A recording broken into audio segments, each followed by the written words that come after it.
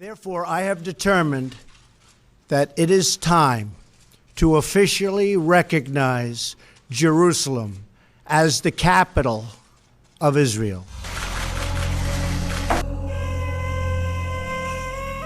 JCers, baru-baru ini atau tepatnya tanggal 13 Mei 2018, pihak United States memindahkan kedutaannya ke Yerusalem, sekaligus dengan demikian mengakui bahwa Yerusalem adalah ibu kota Israel.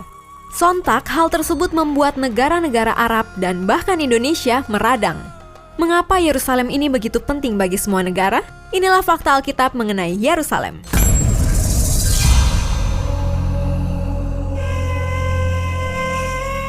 Yerusalem atau Yerusalem disebut juga Al-Quds dalam bahasa Arab, merupakan salah satu kota tertua di dunia, terletak di sebuah dataran tinggi di pegunungan Yudea antara Laut Tengah dan Laut Mati. Kota ini dianggap suci dalam 3 agama Abrahamik utama, Yudaisme, Kekristenan, dan Islam. Sepanjang sejarahnya yang panjang, Yerusalem pernah dihancurkan setidaknya 2 kali, dikepung 23 kali, diserang 52 kali, dan direbut kembali 44 kali.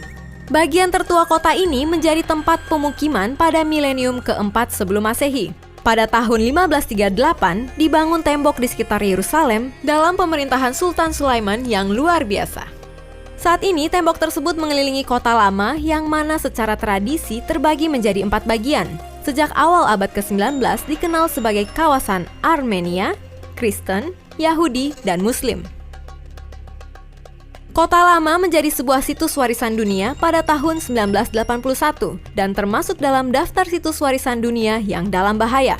Yerusalem modern telah berkembang jauh melampaui batas-batas kota lama.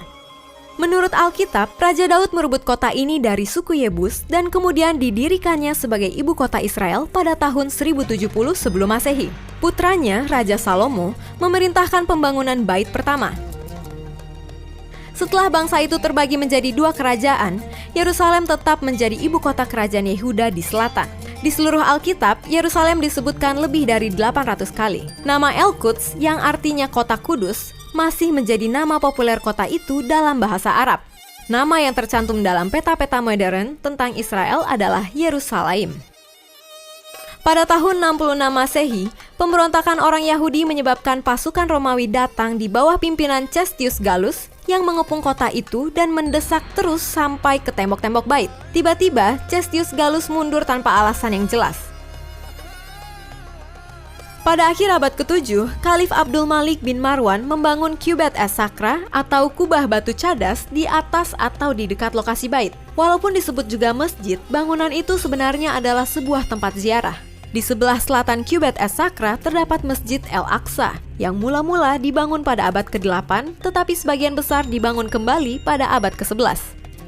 Saat ini, status Yerusalem tetap menjadi salah satu isu pokok dalam konflik Israel dan Palestina. Selama Perang Arab-Israel 1948, Yerusalem Barat termasuk salah satu daerah yang direbut dan kemudian dianeksasi oleh Israel. Sedangkan Yerusalem Timur termasuk kota lama, direbut dan kemudian dianeksasi oleh Yordania. Israel merebut Yerusalem Timur dari Yordania pada Perang 6 Hari tahun 1967. Dan setelah itu menganeksasinya ke dalam Yerusalem bersama dengan tambahan wilayah di sekitarnya. Salah satu hukum dasar Israel, yaitu Hukum Yerusalem tahun 1980, menyebut Yerusalem sebagai ibu kota yang tak terbagi dari negara tersebut. Semua bidang pemerintahan Israel berada di Yerusalem, termasuk Knesset atau Parlemen Israel, kediaman Perdana Menteri dan Presiden, juga Mahkamah Agung. Israel memiliki suatu klaim yang lebih kuat untuk kedaulatannya atas Yerusalem Barat. Di Yerusalem juga terdapat beberapa lembaga Israel non-pemerintah yang memiliki kepentingan nasional, misalnya Universitas Ibrani dan Museum Israel dengan Shrine of the Book di lapangannya. Nah, itu dia JCers, fakta Alkitab tentang kota Yerusalem.